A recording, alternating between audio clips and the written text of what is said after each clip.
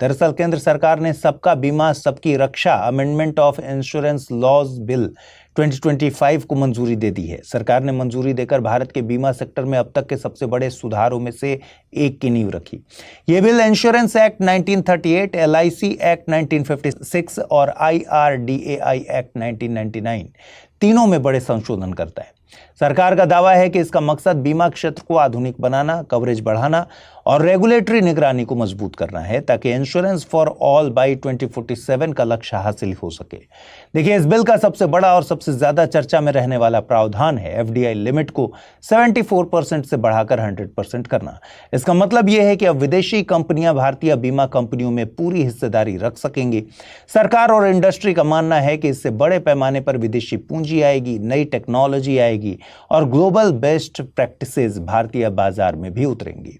आपको बता दें, दुनिया में करीब 10,000 बीमा कंपनियां हैं, जबकि भारत में सिर्फ लगभग 70 के आसपास। अगर इनमें से कुछ भी भारत आती हैं तो बीमा सेक्टर में निवेश और प्रतिस्पर्धा दोनों तेज होगी।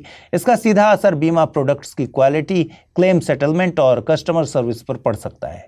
वहीं बिल में विदेशी री इंश्योरेंस कंपनियों के लिए भी राहत दी गई है। अब उनके लिए नेट ओन्ड फंड की शर्त को 5,000 करोड़ रुपए से घटाकर 1,000 करोड़ रुपए करने का प्रस्ताव है। इसका मकसद ज्यादा री इंश्योरर्स को भारत में लाना है ताकि जोखिम साझा करने की क्षमता बढ़े। इससे बड़े आपदाओं को और हाई रिस्क इंश्योरेंस मामलों में सिस्टम ज्यादा मजबूत बन सकता है।